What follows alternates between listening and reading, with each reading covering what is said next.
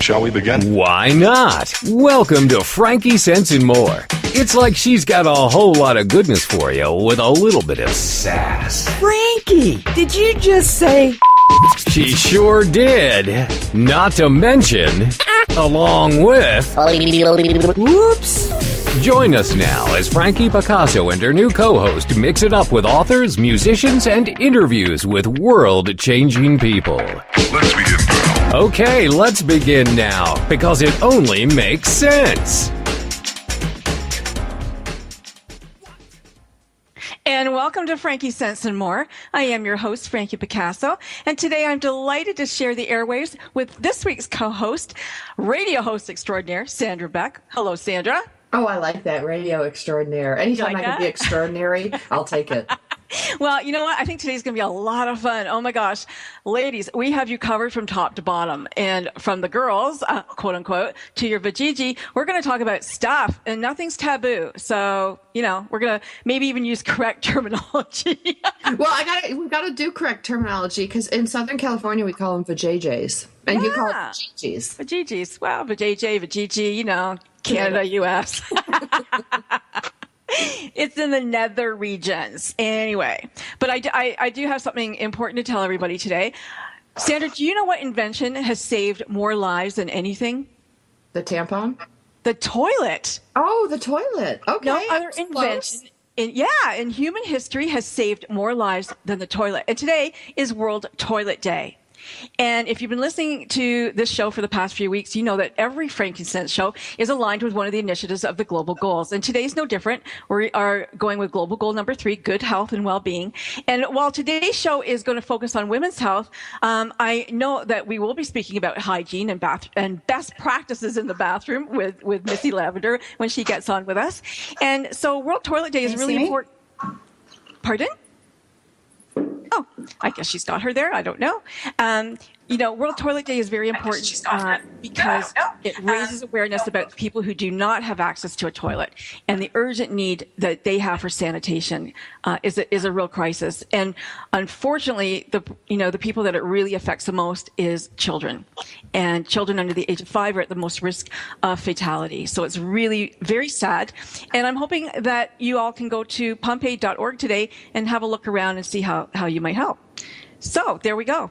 And if you have a toilet, the queen of pelvic health, Missy Lavender, is going to join us. And she's going to tell us about the proper way to wipe ourselves. You know? Do you know the proper way to wipe yourself? I hope I'm so. not even going to answer that. I don't even know because I read her book, Below Your Belt, and I learned stuff. And, you know, I've been walking this planet for over 40 years, and I'm like, wow, I had no idea there was so much going on down there. Isn't that something?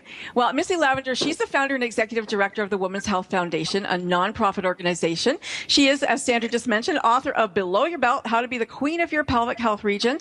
And also joining us later today is Joanna Forrest, and she is an exquisite soprano from the UK, a breast cancer survivor and the ambassador of the Boobettes, and a key supporter of Coppafiel. I love that name, Coppafiel.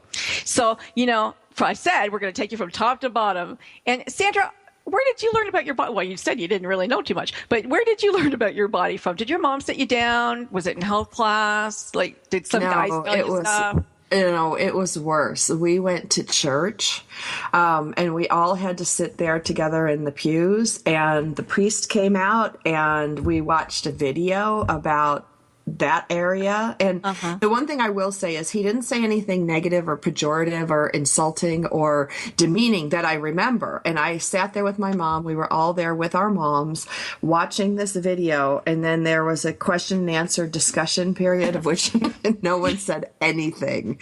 You know, it's like, you're afraid to praying. talk. Yeah, praying sounded louder at that point. Oh my gosh. But yeah, that was it. And then I would ask my sister questions, and that was brutal because she wouldn't minimize anything. You know, it was, you know, a little bit more of the horrific, like, oh my God, you're going to bleed like a stuck pig.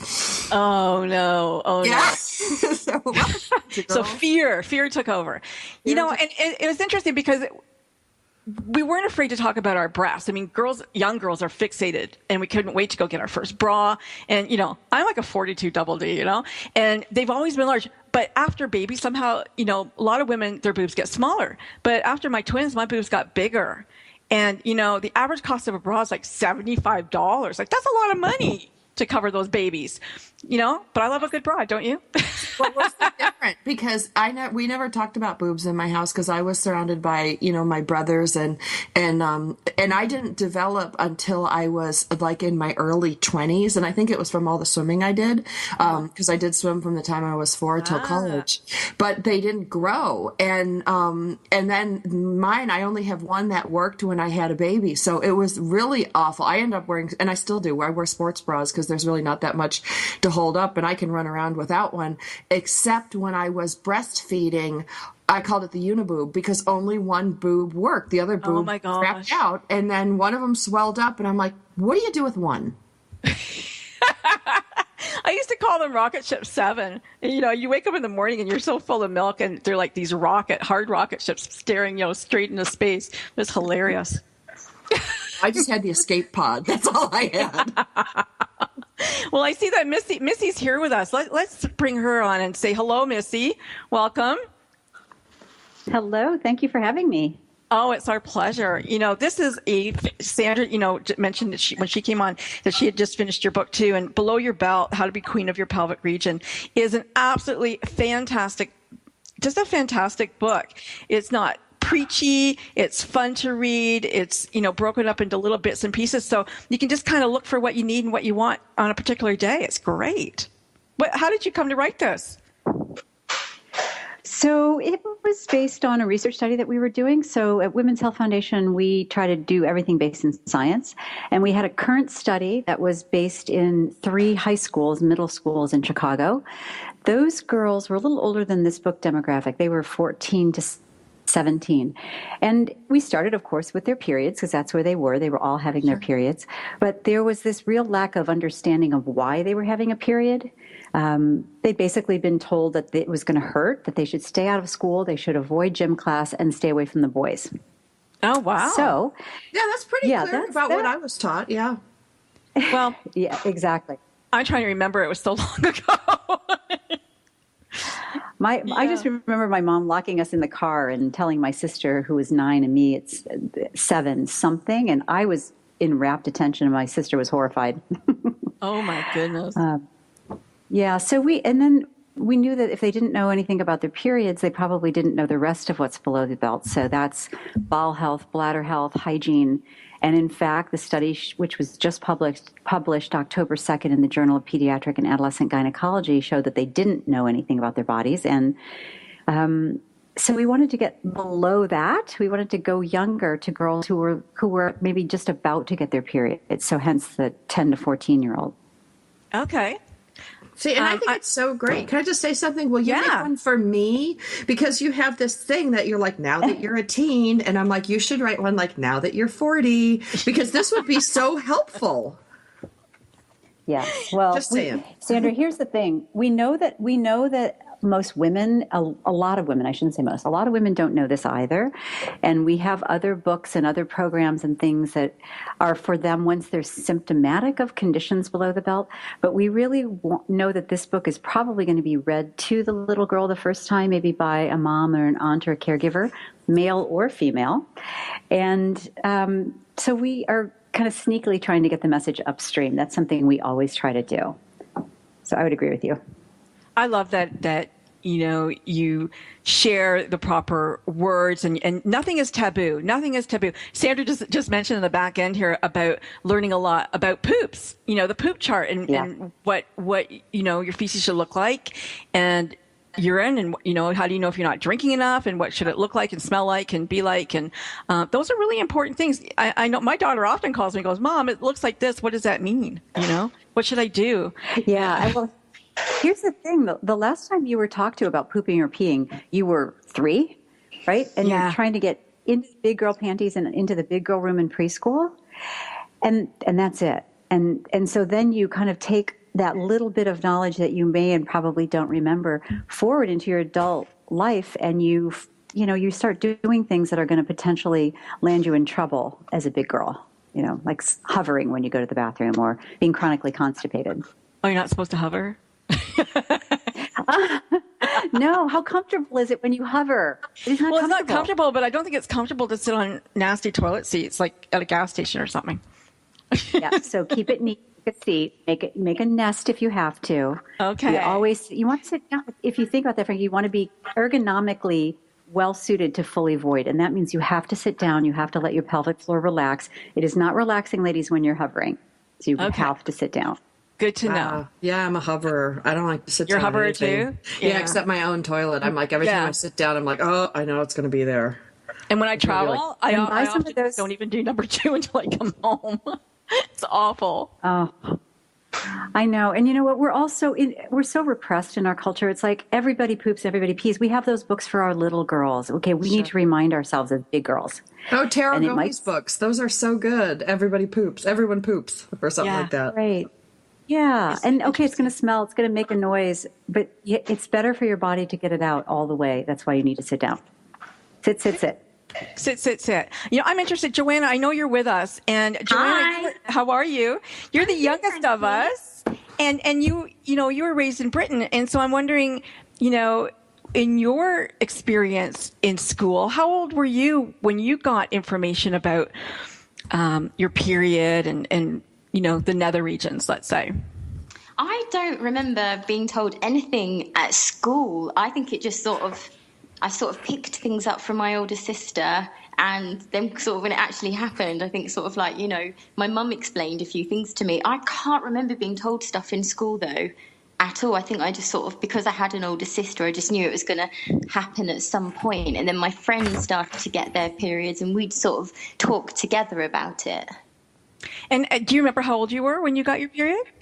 Yes, I was 13, which was... I did have friends who were, maybe even as much of a couple of years before me. So I think I was 13, sort of nearly 14, like 13 and a half. Wow. Yeah. Who was 30? I don't believe it. I'm so sorry. I got a countdown in the window. And I thought they were 30 years old when they got their period. I'm like, what? Say what? We are going to be going to a break in just a moment, and we're going to come back with Missy Lavender, and we're going to come back with Joanna Forrest and talk more about women's health.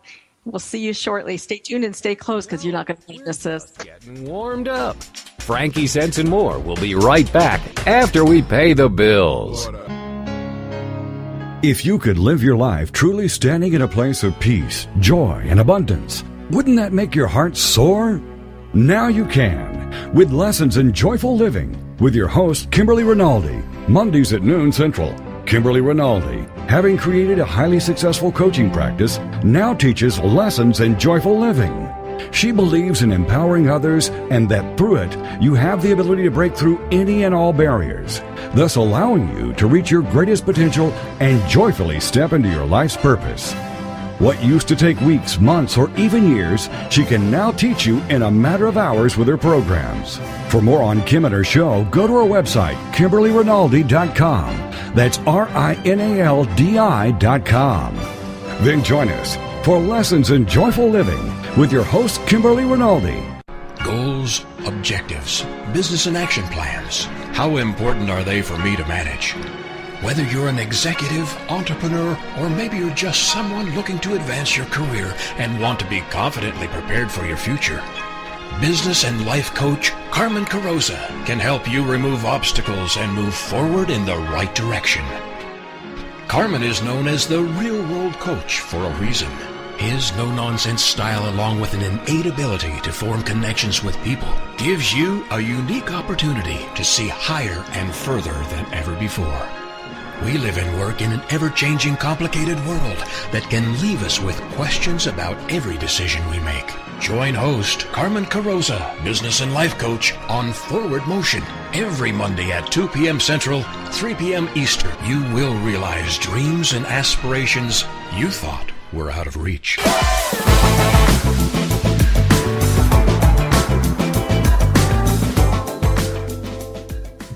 Okay, we're back, and we're back with Missy Lavender, Sandra, Beck, and Joanna Forrest, and we're talking about the mysteries and the myths of what goes on down below your belt. And we were talking off air about the age that people are getting their periods, that people are being told to stay away, that girls are being told to stay away from school because it hurts and they probably shouldn't come. And yet the opposite is true because, when you exercise and you have your period, it really helps your cramps, doesn't it? Exactly. Does mine. Absolutely. And we know that from published research, and yet there are communities, especially the lower income girls, Hispanic and African American, who are not getting this information. And painful periods affect 87% of all adolescents. So it's a big deal. And if you're not told... Sorry, I was going to say, do they not get in trouble if they don't go to school for that particular reason? Because there's no way I would have been able to have missed school for that, because they wouldn't have classed that as being ill, just like, being in pain. They would have said you absolutely have to come, I think. Oh, here they would have made you come to school. Yeah. Well, I'm but in not Canada. if your mom's calling you in and saying she's sick. They wouldn't ask why. So I think it's a matter of whether they're excused or not excused. But what the research is showing is that controlling for socioeconomic status, the Caucasian girls are missing school. 11% absentee rateism, 22% for African American girls, and 33% for Hispanic girls. That's a big absentee rate. It is a big absentee rate, and I guess education has a lot to do with that. Although, it's interesting. I don't know if different races feel pain differently, but if you remember, I don't know, Sandra, when I was in the, having my babies and I was in the labor room, there were some nationalities that screamed a lot more than others. I don't know. Did you notice that? Anybody? I did, because I was in Los Angeles during a heat wave, and it was like 106. So all these women went into labor. They didn't have enough room for all of us, and it was very multinational. And I was like in the German wing where we all were like, but then there were like women screaming and crying and wailing, especially a lot of the Middle Eastern. And then there's this like poor Asian chick in the bed next to me. I don't think she made a sound, and nobody noticed her, and the baby just popped out. The baby just popped out. Let me just say one more thing about this issue with disparities, because it's really a disparity issue. The research shows that the less education the girl gets about her period before she has it, the more she is apt to have a more painful period, and then the higher absentee rate. So it's really about getting into the health ed before these girls are having their periods. And that's what we tried to do with this book, is to make it kind of pre-sex ed. So it's just general health below the belt. And I did mention at the top of the show that you were going to tell folks who didn't know how to properly wipe themselves. Thank you for saying that. Yes. So wiping front to back is one of the things in our potty pledge that we teach girls of all ages, big girls too. And why do you think that is? Why do you want to wipe front to back? Well, you don't want to bring anything from the rectum forward. Exactly. So, yeah, E. coli, that's what you're going to mostly find, and you don't want to bring that forward. UTIs, urinary tract infections, are a big deal for women of all ages and stages, and usually they kind of perk up around sexual activity, but definitely yeast infections and UTIs can be exacerbated by wiping the wrong direction. It's a little ergonomically more difficult to do that, but that's what we want girls to be doing. Well, you're the queen of below your belt, and I used to be the condom queen. And one of the myths that when I went into high schools was, and this was quite a while ago, that you could use Coke to douche and you wouldn't get pregnant. Oh my gosh. Have you ever heard of that? That is not true. Well, I know that douching is a big deal, again, in other cultures in particular, again, bigger in the African American community and the Hispanic community. And we taught the girls, and this was, as they said, what about this douching thing? So I'm like, okay, first of all, remember, your vagina is a self-cleaning oven. It's not supposed to smell like a rose garden. It has its own smell, and you know what that smells like. And when it's healthy, you will have things coming out of it that you'll notice in your underwear. That's completely normal. But again, they're taught mostly by their caregivers that, and unfortunately sometimes their male boy partners that, they smell bad. And we try to bust that myth. It's a big deal. It's a big deal in those communities. And I know that you mentioned in the book about, not using the sprays. You don't need to smell like a rose down there. Right. And it was very popular, I think, in the 70s to have sprays. And I don't know if it's as popular today, but I remember my mother buying those sprays and going, oh, you should use this, Right. No, FDS, it's a big business. Yeah. I just had a memory of that. Yeah. Yeah. No, they're still sold, and they're more predominant in the southern states. Actually, the sales are greater, and it's because it's hotter and sweatier. And okay, I lived in Louisville then. Maybe that was it. Yeah, and up in the Northeast, we just like the stink. Yeah, well, it doesn't smell. It's actually quite nice. I think it should be anyway. Well, if it's healthy. Well, I would say they're clean. Like I think sometimes of the month, and some of my friends, not that, we go around smelling each other, but some have stronger odors than others. And I don't know if it's because of your diet or what you eat, but I know for me, I exercise every day, and I have one of those handheld shower things on the other. I have 2 heads in my shower, and I have one for your head and one for the other part. And when I'm like all nice and clean, like it's really great. But when you're not, it does get funky. Yeah. Right. Yeah. Right. But and I think so too, your water consumption too, right? Yeah. I think what you want to do is just know that washing with warm water, and maybe a very mild soap just on the outside of the labia. You don't need to be going in the vagina and scrubbing it out with a washcloth or soap. I mean, it's going to be shedding things as it needs to. I think that's really what we want girls to know, to be careful too. You basically kill the good flora if you do get too crazy with soaps.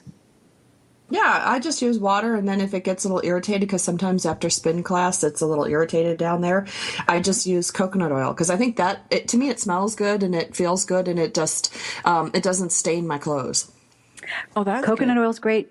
Vitamin E, natural vitamin E. You can break open one of those little vitamin E capsules. That's a great vaginal just moisturizer.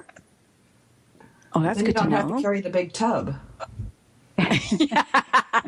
Oh, you should see me going to the gym. I have a backpack full of stuff, just because it is the way I am. Can I talk about, yeah. I just want to say one more thing about the gym, because tight clothes and sweaty tight clothes are really not good for your vagina, for your vulva, for all of that area, your urethra. You really want to, once you're done with working out, as quickly as you can, get out of those sweaty clothes, especially the underwear, anything tight. Another thing. Yeah. What about those products, for runners, those wick away? Is that kind of material good or not good? Would you recommend it? Sure. And should we have cotton underwear? Should we be using cotton underwear? Only? Cotton crotches for sure. Cotton crotches for sure.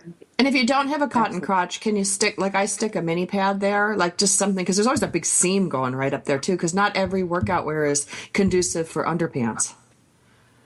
Right. So there's thong panty liners, but here's the thing about panty liners is that they absorb moisture, so it's going to be keeping it close to your body. I would say, get a good pair of cotton thong underwear. If you really want to have something, which I totally agree, I do too. Even when I bike, with my chamois thing, I still wear my cotton thong underwear because I just don't like the concept. But try to just take it off as, right when you're done working out. Good plan. So our producer asked a question about these clean things, and we're not bashing any product or service, but a summer's eve clean thing, is that okay to use? Are those things good for your body or not so good for your body? Anyone? Missy Bueller? Is she still with us? Her? We might have lost her. Oh no. Oh, I guess our producer gets the short end of the stick on that one. We'll have to get back to it. Well, I think that it's probably not a good thing. I mean, she already said that juices weren't good, and that's pretty much what they are. So, she's calling back in? Great. But, well, it's not douching, but it is wiping with a smelly thing. She said no perfumes in that area. She said mild soap and water. Who wasn't listening? I'm going to give a quiz at the end of this. Oh, God, I'm going to flunk. Okay, great. It wasn't perfumey? Okay, that's okay. Joanna? Hi. Hi, how are you? Yeah, I'm good, thanks. Good. Did you have you had these kind of conversations with any of your friends? Oh my God, no, not at all. I can seriously say I've never discussed that subject with my friends. You know what's really funny? That Joanna has a big fan. I think his name is Robert, and he lives in, New Zealand? And he was going to wake up at 1:45 in the morning to hear her on this show. Hi, Robert. Isn't that amazing? Robert. Big shout out to Robert. I know. So and everything he never wanted to know about our pelvic region. He's going to be sorry he's a fan now. I was thinking Robert's an expert now. Joanna, unfortunately or fortunately, I don't know how we're going to look at this, but you were one of the youngest women to actually get breast cancer. You were 21 years old, and you're in recovery, or is it gone? What would you call it now? I'd like to say now that I would refer to myself as like completely clear, gone. Nice. It's in the past. Yeah. Nice. And so how did you get clear, Joanna? I had surgeries and I had treatment. I had chemotherapy and radiotherapy. And luckily for me, because it was found early stages, I was lucky enough to be successfully treated. And did you find it, or did a doctor find it? Oh, I didn't know that I should be even looking for these things. It totally wasn't something I was thinking about at all. But I actually saw it. I saw a lump in the mirror and just thought, that's really strange. That I couldn't remember seeing it before, like the day before. I was like, where does that come from? So I was touring at the time with a musical review called The Best of Broadway, but I said to myself, when I get back to the UK, I will go to the GP and I will ask him about it. And I did. Me and my mum went to the GP, and initially he said that I was too young for it to be anything, like breast cancer. And there's all sorts of reasons why you can have these breast lumps, which is absolutely true. And it's what I wanted to hear, but I sort of thought, wow, this is something about this.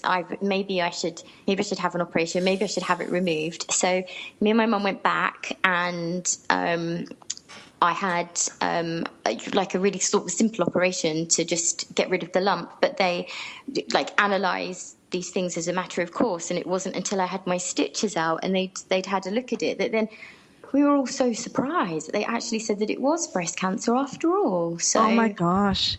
Yeah. Well, Joanna, that's, we're going to take a break in a minute, but I definitely want to come back and I want to talk about that. And I want to talk to Missy too about, when we should go, at what age should we see our gynecologist, and at what age should we start having breast exams? Warmed up. FrankieSense and more will be right back after we pay the bills.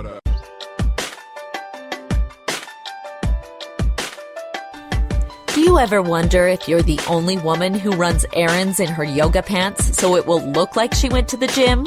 Or how about the only mom who feeds her kids raw cookie dough? Or are you the only one who cooks her family cold cereal for dinner? Do you need more laughter and less loudness? More self-love and less self-loathing? More joy and less judgment? You're not alone. Come to the living room, a place where we get comfy, candid, and confident together. Come seeking sanctuary and leave feeling renewed. We're saving a seat for you. Give yourself some living room today.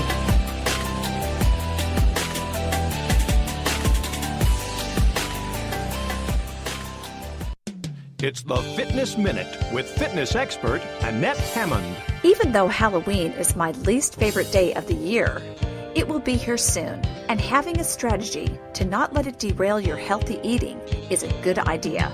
Weight Watchers says that there is really a trick to treats. You can stay on your healthy living plan, even though there is plenty of temptation around. They recommend to buy your candy late. Keep the temptation out of your house for as long as you can. Buy candy that you personally do not like. Have a plan for the leftover candy or the candy the kids bring home. Giving it away to your church or favorite charity is a good idea. But if you can't, then freeze it. It takes a while to eat a rock-solid piece of candy. Forgo the temptation to eat high-calorie, low-nutrition candy and stay on track. I'm Annette Hammond. To hear more fitness and weight loss tips, visit our website at AnnetteHammond.com.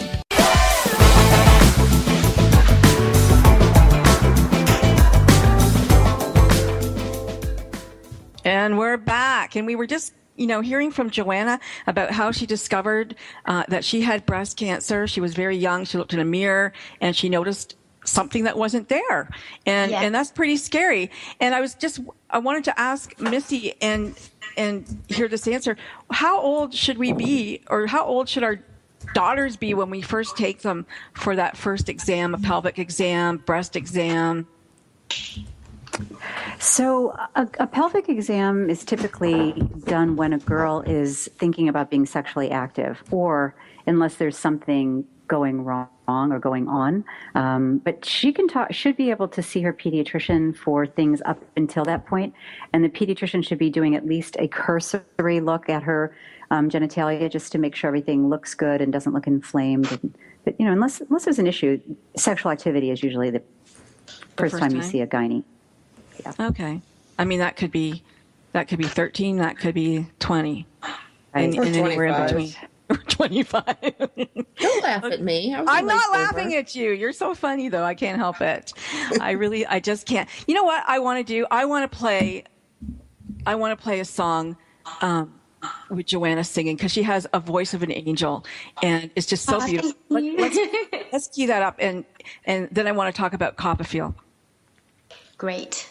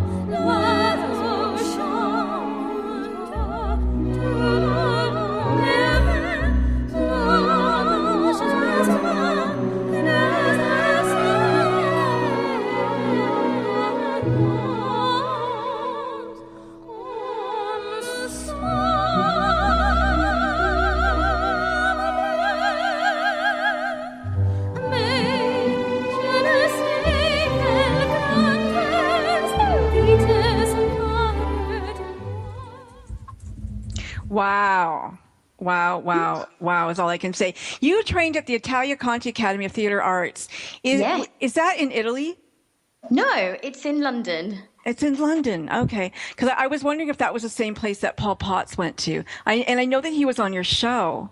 Yes, that was so amazing. It was so fantastic singing with Paul Potts. That was a brilliant experience. Do all of you remember who he is? No, because I thought you said Pol Pot. I said Paul Potts. Paul Potts was on X Factor, and he was this unassuming guy, who looks dumpy frumpy, comes up and has this amazingly gorgeous voice and starts singing opera. And, next thing you know, he's like world famous. It was amazing. Yeah, he's fantastic. Absolutely brilliant.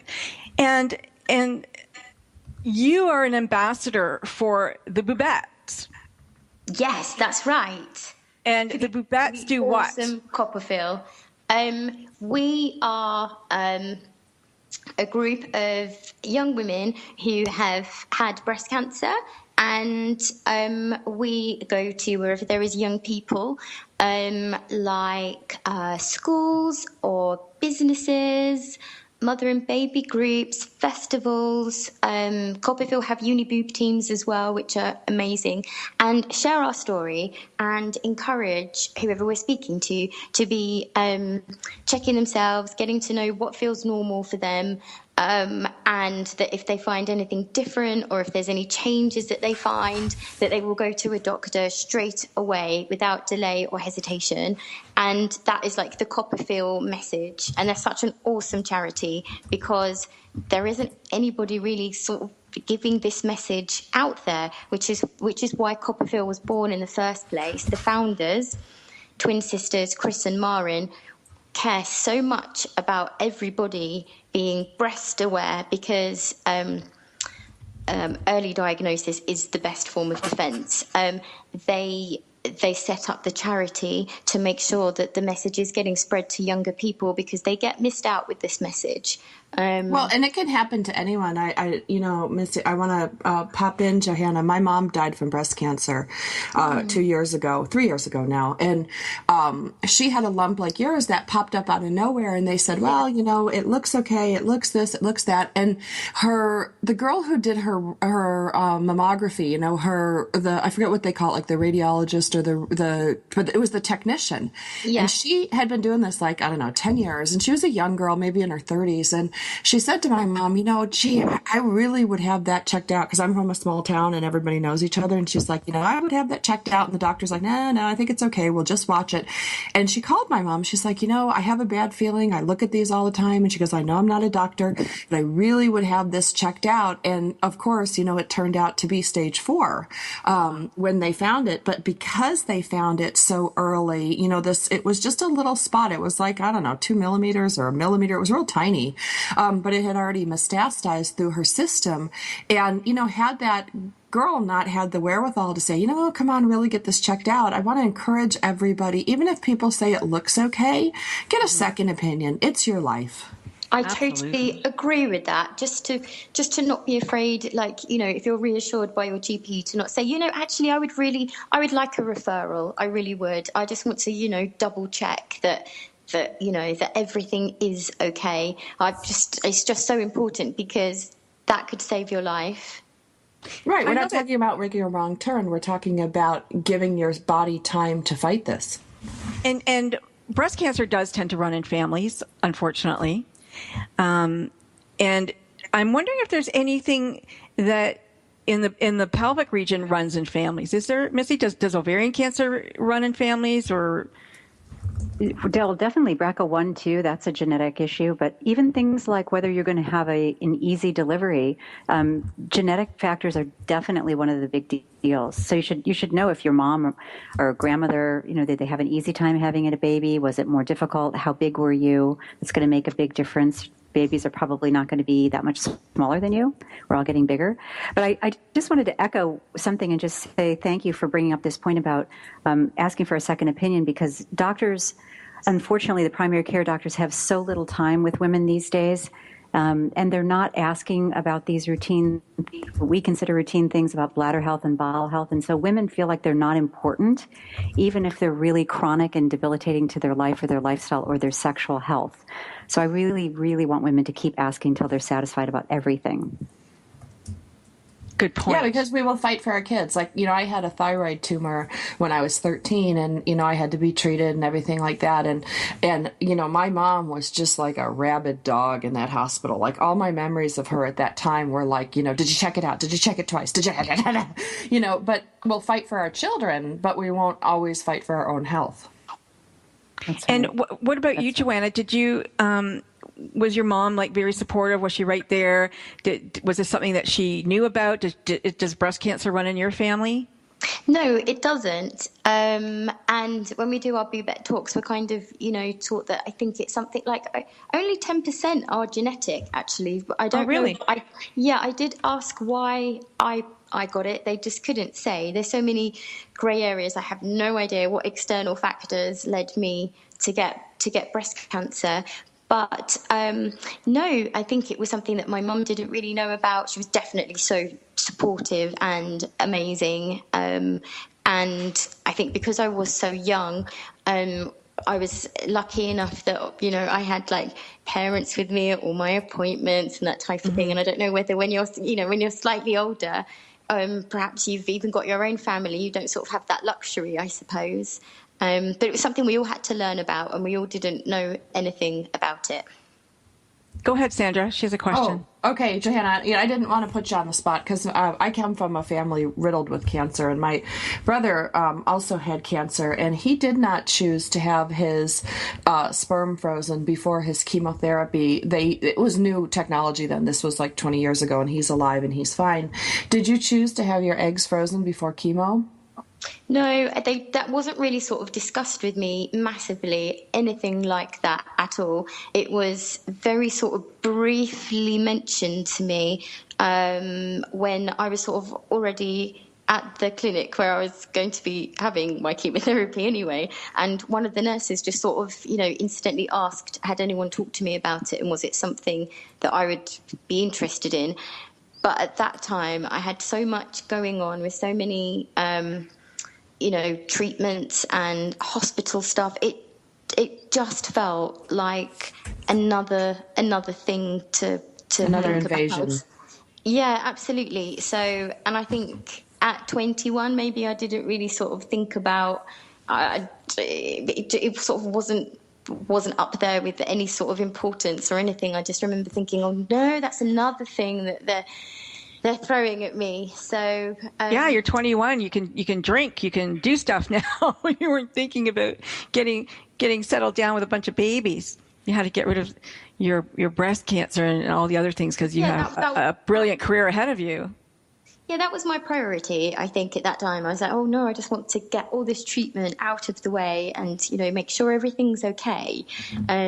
So, yeah, it was, I think now, probably there is a lot more talking to girls before they have chemotherapy about these things. But in my situation, it was really just briefly mentioned, and that was just by one of the nurses. And a little bit too little, too late too. You're already. Oh, it's already there. Yeah, you're already there having treatment. Oh, by the way, did you want to have babies? And Johanna, both my kids were made in a jar, so don't worry about it. You can spin them out in a little jar and make them. And they're clones of her. They look so much like you, Sandra. It's unbelievable. Oh. They are. Oh, this is just so great. And I encourage all of you on this call to jump in and ask questions if you have any. And I just want to say that, it's not just women, although we are talking about women today. My nephew was 21 when he died of testicular cancer, and it's something that hits young men. And it was devastating. And we really hoped and thought that he would make it through, but he didn't, unfortunately. So knowledge is power. It really is. Knowledge is power. And it's important that, you go out and you get a book like Below Your Belt by Missy Lavender, because it might just save your life. And, stay tuned, stay close, because we have some great conversation coming back at you in just a few seconds. We're just getting warmed up. FrankieSense and more will be right back after we pay the bills. Homeschooling? Have questions? Get your pen and paper ready. It's the sociable homeschooler, Vivian McNinney. Fridays at 5, 4 Central on TogiNet.com. After a handsome blue-eyed Texan fell in love with Vivian at the Victoria Station in London, she found herself at DFW Airport with a tiny suitcase and a snazzy little duffel bag. Well, 25 years later, she is now happily married to that blue-eyed cowboy. They have 4 grown children ages 24 to 18 who became willing guinea pigs when she unwittingly stumbled upon the world of homeschooling. Wildflower Academy flourished for 15 years. They survived and thrived, and you can too. Vivian will be covering a wide range of issues that face homeschoolers. What do you do with kids in the summer? How to set up your one-room schoolhouse? How obedience is paramount? And what to do with those snakes? Plus, you'll be sharing ideas and insights that she gleaned from other homeschoolers. So join us for an engaging hour with the sociable homeschooler, Vivian McNinney. Friday afternoons at 5, 4 Central on TogiNet.com. It's the Fitness Minute with fitness expert Annette Hammond. Now that the children are back in school, a new dilemma arises. What do you feed them for afternoon snacks? This truly is a quandary, but one that can be solved with a little planning. The key is to have healthy snacks that taste good on hand at your house. Don't buy food that you don't want your kids to eat. Forego buying store-made cookies and chips since you don't want your children to eat those. Instead, have fresh fruit and delicious cheeses with multigrain crackers waiting for them when they get home from school. Grapes, yogurt, whole wheat bagels, and low-fat string cheese are delicious and nutritious. It's protein and fiber-rich snacks that help everyone feel satisfied and full until dinner. For the Fitness Minute, I'm Annette Hammond. To hear other fitness and weight loss tips, visit our website at AnnetteHammond.com.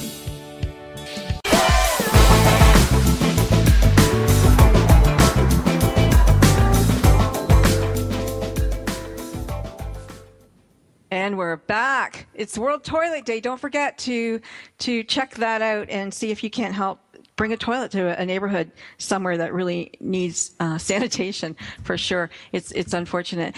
We've been talking with Joanna about her breast cancer and her recovery, and you heard her beautiful singing. How old were you the first time you hit a stage? I was 11, and I was very lucky because it was, how lucky is this? It was a West End stage, which was really lucky. It was Bernadette the Musical, and sadly, that's now really sort of famous for being a massive flop. It's sort of gone down in theatre history, but that's quite cool now that I was part of that. So I went to Italia Conti instead of, I was lucky enough to go there as a stage school rather than a normal secondary school. And we had opportunities there with the agency to do professional work as well as our school work. So that was really lucky. Wow. And did you know that you could sing? Like, were you like 2 or 3 years old? You go, oh, I can sing. Actually, no, I wanted to be, I went to study there because I really wanted to be an actress. And as part of the audition process, you had to sing like 2 contrasting songs.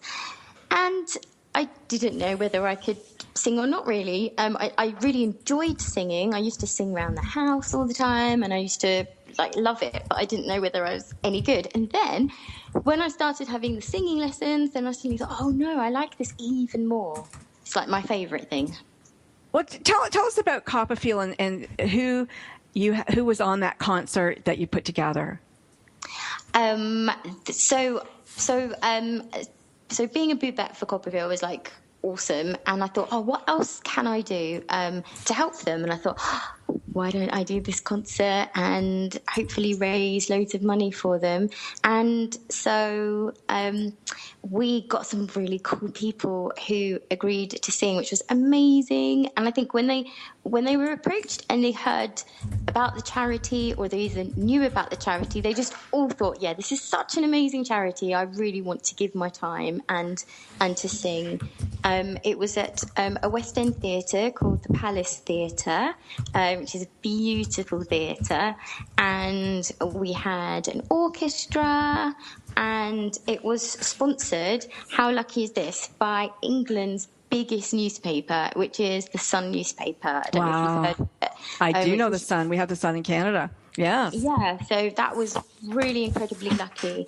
And the Sun went into partnership with Copperfield, and they had a really controversial campaign that every Tuesday, until recently, they had a page 3 girl who'd be in her underwear. Right, yeah. She would be checking herself for breast cancer for Copperfield with the signs and symptoms. And Copperfield's founder, Chris Hallinger, has still got a column where she reminds somebody every Tuesday to be checking themselves. And the campaign has really, really worked. Women have come forward and written to the Sun and to Copperfield and said, oh, because of that campaign, I went to my doctor and it's absolutely saved my life because it's caught at early stages. Because I think it's something like 7 million people read the Sun here. Yeah. So it gave such a small charity. That's amazing. That really is an amazing thing to do. I can't get over the name Copperfield. I just think that is so cool. Missy, if we had cool. one for the pelvic region, what would we call it? We should come up with a name for Missy.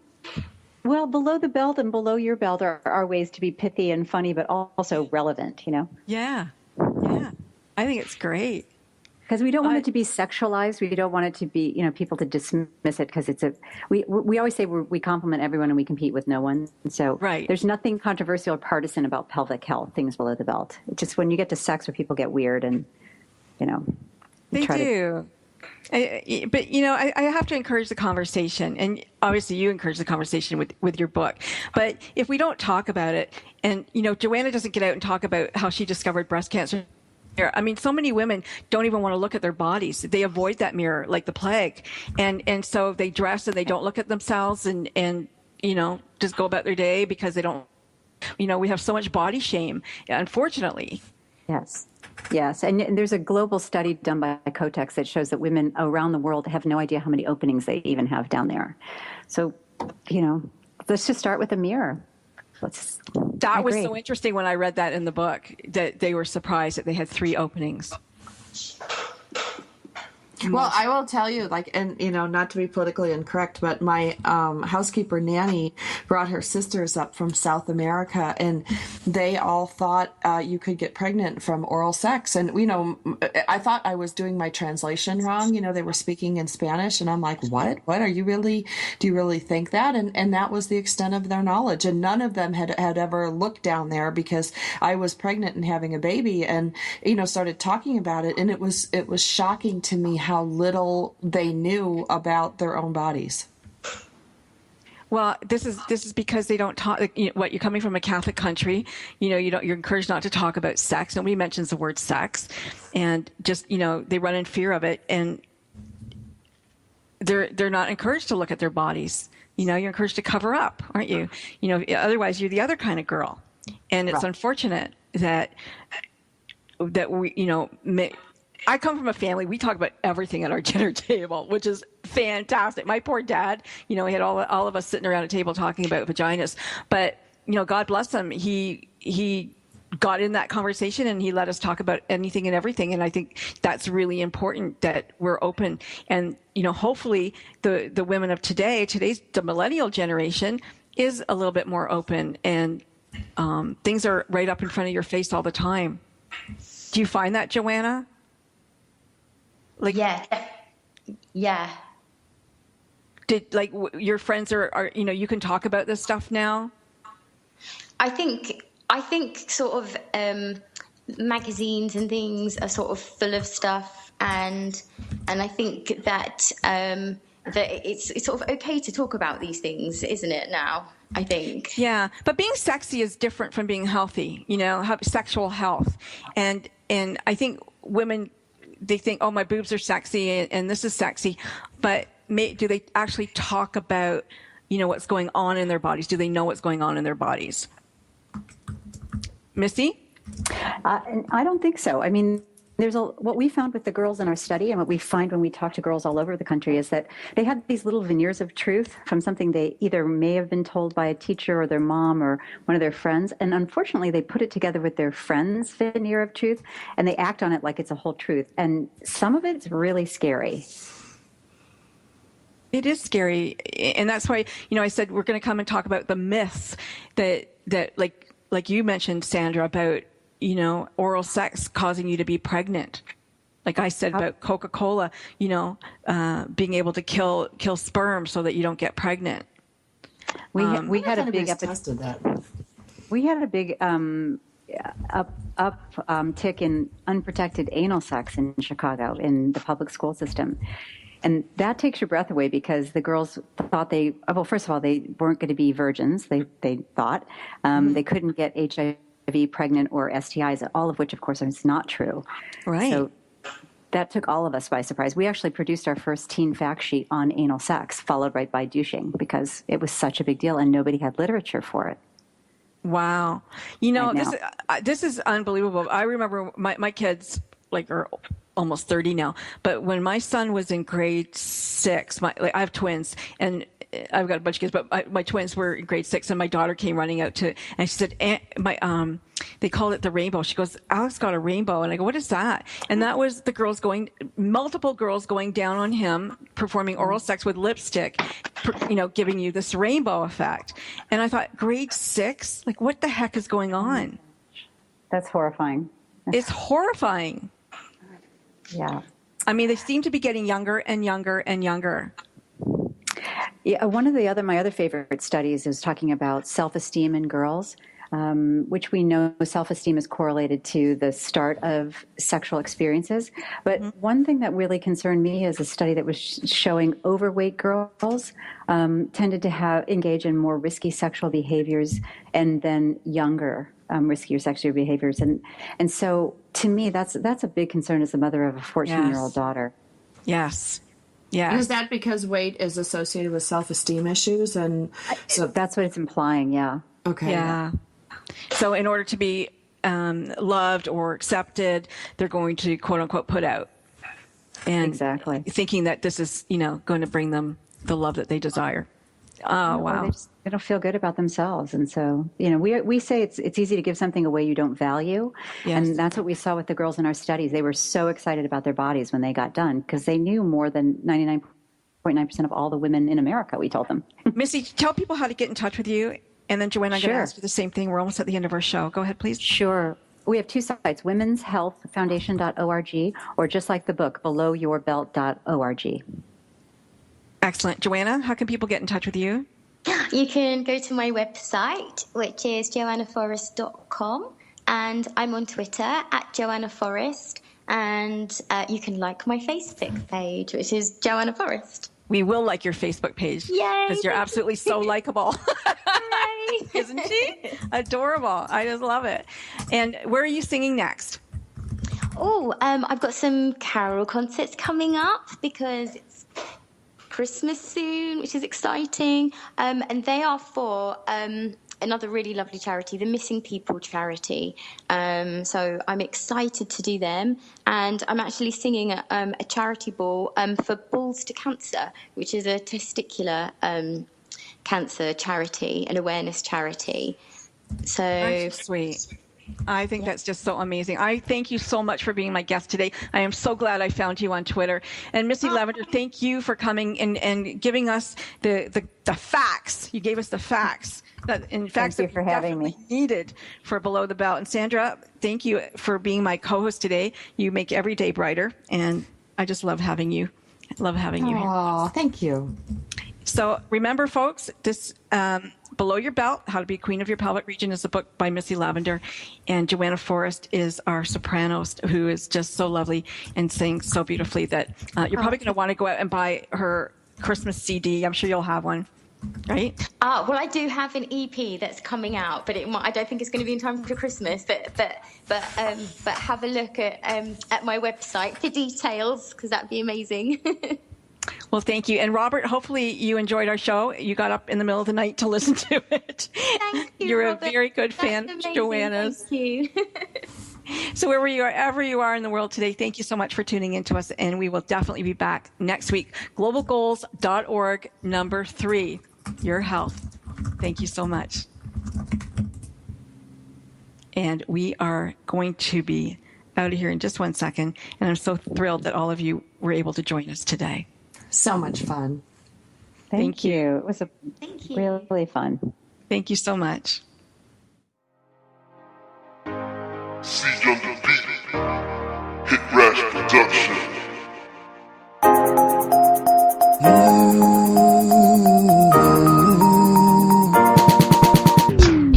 Shit, now you be the one way to turn